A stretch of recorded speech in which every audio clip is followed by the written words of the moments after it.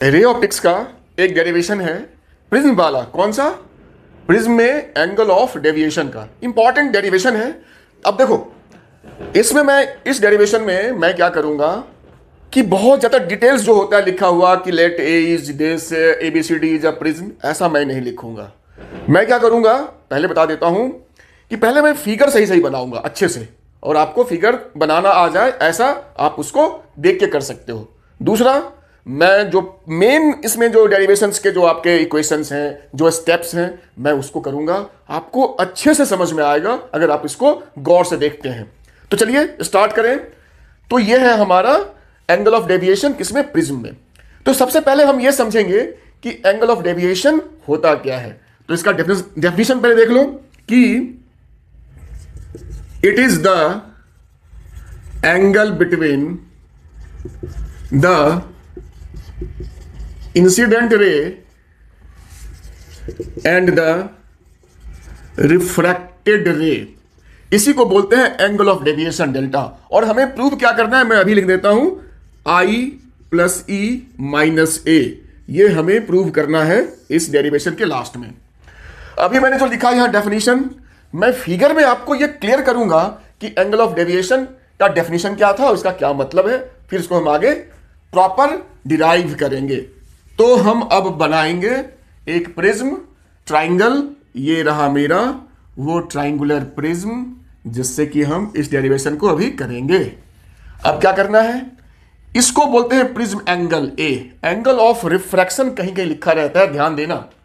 अब इस प्रिज्म पे एक रे आएगी इस साइड से, इस वाले फेस पे, इस साइड पे प्रिज्म के। अब ये रे जो है अंदर, हम ऐसा मानते हैं कि अंदर जाएगी, रिफ्लेक्ट करेगी। तो हमें यहां बनाना है नॉर्मल, जो कि हमने यहां पे नॉर्मल खींच लिया। अब ये रे, ये मेरा हो गया एंगल ऑफ इंसिडेंस। अब ये रे जो है हमारा वो रेयर से डेंसर मीडियम में जा रहा है, तो it will bend towards the normal. तो सपोज ये बेंड हो गया, रे मेरा ऐसे आ गया। अब इस वाले फेस पे, इस वाले साइड पे ये मेरा रे अंदर। अब यहां पे ये रे फिर रिफ्लेक्ट करेगा। अब ये डेंसर से जाएगा रेयर में, तो पहले तो यहां पहले दोबारा से यहां बना लेते हैं नॉर्मल। और जब डेंसर से रेयर में जाएगा तो it bends away from normal, तो ये रे नीचे की तरफ कुछ यूं ऐसे आ जाएगा। तो देख लो, ये रे मेरा चला ऐसे, अंदर में गया ऐसे, और बाहर मेरा ऐसे बाहर निकल गया, रिफ्लेक्ट कर गया। ये हो गया मेरा बेसिक फिगर। अब इसमें हम कुछ करेंगे कंस्ट्रक्शन। अच्छा, मैंने कहा था कि मैं बताऊंगा कि ये डेविएशन एंगल किसको कहते हैं। तो देखो, ये मेरा था एक्चुअल रे, इंसिडेंट रे। मैंने लिखा था डेफिनेशन में कि angle between incident ray and इसको बोलते हैं रिफ्रैक्टेड या एमर्जिंग रे। तो इन दोनों के बीच का एंगल, तो कहो सर ये एंगल दिखेगा कैसे? कहा देखो, ये जो रे है मेरा, अगर ये प्रिज्म नहीं होता तो बिल्कुल ऐसे सीधा ऐसे चला जाता। ये प्रिज्म अगर नहीं होता तो ऐसे रे जाती। इस प्रिज्म की वजह से ये बैंड हुआ था ना, ये रे ऐसे आ गई एक्चुअल में। बट अगर ये प्रिज्म नहीं होता तो रे ऐसे जाती। अब ये जो रे है मेरा, ये मेरा एमर्जेंट या मेरा रिफ्रैक्टेड रे है फाइनल। तो इसका अगर हम पूंछ को पीछे ऐसे बढ़ाएं तो देखो, ये जो मेरा एंगल बना, इसी को बोलते हैं एंगल ऑफ क्या? डेविएशन। इस वाले देखो, ये मेरा इंसिडेंट रे, ये रे ऐसे चली जाती अगर ये प्रिज्म नहीं होता। बट ये रे तो फाइनली गई है ऐसे, तो ये रे फाइनली ऐसे हो गई। तो इसके जो एक्चुअल जो मेरा पाथ है और जो इसका होना चाहिए था, उन दोनों के बीच का जो एंगल है उसी को बोलते हैं एंगल ऑफ डेविएशन डेल्टा। ये क्लियर हो गया। अब हमें वही रिलेशन प्रूव करना है। दोबारा लिखता हूं I + E - A। ये हमें प्रूव करना है। देखो, आराम समझो, जल्दबाजी में चीजें समझ में नहीं आती हैं। तो आराम से एक एक चीज को मैं क्लियर करूंगा। आप इस वीडियो को आराम से देखिए, आपको सब समझ में आएगा। अब हमें ये चीज प्रूव करनी है। हमारे पास ये फिगर है, तो इसमें हम करेंगे पहले कुछ कंस्ट्रक्शन। इस नॉर्मल को आगे बढ़ा करके और इसको भी ऐसे मिला करके एक ट्रायंगल जैसा बना लिया। अब ये पॉइंट A, इस पॉइंट को मैंने लिखा B, ये वाले पॉइंट, इसको लिखा C, इसको लिखा D, इसको लिखा E। अच्छा, ये मेरा एंगल ऑफ इमर्जेंस हो गया, जो रे मेरी बाहर निकल रही है। अब हमारा सारा फिगर ऑलमोस्ट हो चुका है। ये मेरा जो एंगल होगा नॉर्मल के साथ, ये मेरा रिफ्रैक्शन R1 ले लो और इसको आप R2 ले लो, इस एंगल को R2, ये मेरा R1, ये वाला एंगल। ठीक है। अब लिखेंगे देखो एक एक स्टेप है ना, जैसा लिखा रहा हूं आप वैसे ही लिखने का प्रयास करो, कोशिश करो। तो अब देखो ए बी सी डी ये एक क्वाड्रिलेटरल है, तो लिखेंगे इन क्वाड्रिलेटरल क्या, ए बी सी डी। जो ये एंगल होगा और जो ये एंगल होगा, यानी angle A plus angle C, सीधा मैंने ए सी लिखा, समझो एंगल लिख रहा हूं, ये आपका हो गया 180।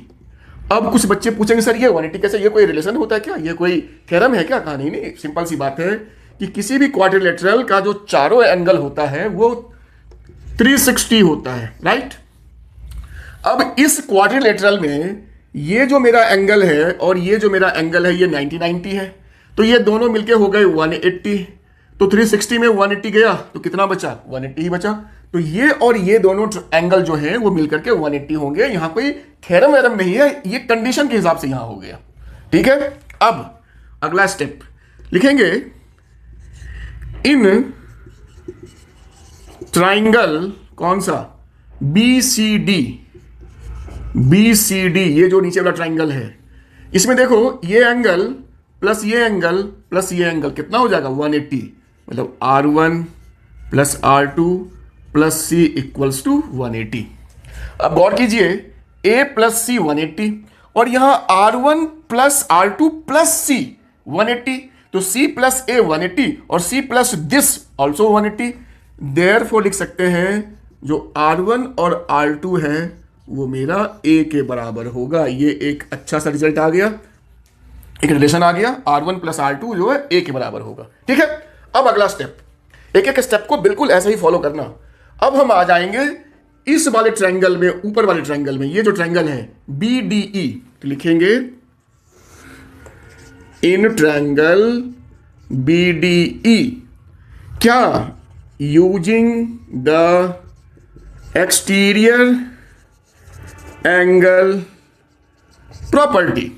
इस ट्रायंगल में तो देखो ये जो मेरा एंगल है ये मेरा है एक्सटीरियर एंगल इस ट्रायंगल का, तो ये एंगल हो जाएगा इस एंगल प्लस इस एंगल के सम के बराबर। ये एक्सटीरियर एंगल दोनों सामने वाले इंटीरियर एंगल का सम होता है, यानी डेल्टा ई जो हमारा हो जाएगा ये एंगल। तो देखो ये एंगल क्या हो जाएगा, ये पूरा आई है तो ये भी मेरा पूरा आई होगा,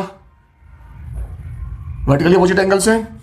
तो ये मेरा जो एंगल होगा ये एंगल ये मेरा हो जाएगा I माइनस R1, ठीक है, प्लस ये जो एंगल होगा वो ये E माइनस R2 हो जाएगा। आपको फिगर्स दिख रहा होगा E माइनस R2। तो अब थोड़ा ब्रैकेट खोल लो, तो I प्लस E और यहां पे हम करेंगे R1 प्लस R2 को ब्रैकेट में हम इसको थोड़ा सा रीअरेंज कर लिया हमने। तो देख भाई I प्लस E तो रहने दिया और R1 प्लस R2 मेरा A होता है, हमने पहले ही प्रूव कर लिया था। तो हमारा फाइनली जो एंगल जो है हमारा डेविएशन डेल्टा वो I plus E minus A, देखो यहां हमने लिखा था ना, वो हमारा प्रूव हो